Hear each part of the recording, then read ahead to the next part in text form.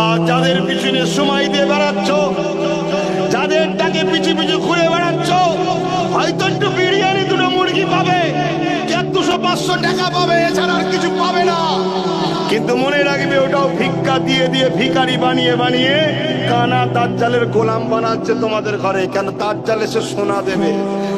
আজকে আলু পটল নিয়েই ভিখারি অভ্যেস হয়ে গেছে, সোনা দিলে ছাড়বে নাকি ভাই? হ্যাঁ, আলুর খোলা দিলেও বলে ওটাও নিয়ে যাবো, তাকে যদি বলে সোনা দিয়ে হবে সে ছাড়বে? রসুলে পাককে ধরো। আমার একটাই মেসেজ, আমার নবীকে ধরো, আমার নবীকে পিয়ার করো, নবীর জীবনী ফলো করো, নবীকে মহব্বত করো, রাসূলুল্লাহ দ্বীনকে মজবুত করে ধরো। নবী পাক বলেছে, আমার উম্মত তোরা আমাকে যারা মানিস, আমি তোদের কাছে 3টে জিনিস রেখে গেলাম। প্রথম নম্বর কিতাবুল্লাহ, আল্লাহ পাকের কালাম। দ্বিতীয় নম্বর সুন্নতে রাসূলি, আমি নবী আমার সুন্নত। 3 নম্বর আহলে বাইতি, আমি নবী আমার বাহাল, আমার পরিবার, আমার খানদান, আমার বংশধর। এই 3টে রেখে গেলাম।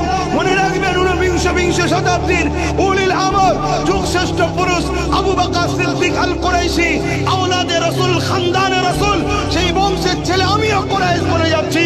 তুমি যতদিন বাঁচবে কুরাইশ বাচ্চাদের নেতৃত্ব মানবে, অন্য কারো নয়। অন্য কারো নেতৃত্ব মানো। মনে রাখবে, একদিন তোমাকে প্যাকিং করে নিয়ে প্যাকেটে করে হোক, ছুরি করে হোক, বুঝিয়ে বাজিয়ে পিছনে করে হোক, আল্লাহ নবী দুশমনদের কাছে বিক্রি করবে। যেমন প্যালেস্টাইনকে বিক্রি করেছিল মিশরের একটা রাজা, ওই রকম কাত তোমাদের ঘরে বিক্রি করে দেবে।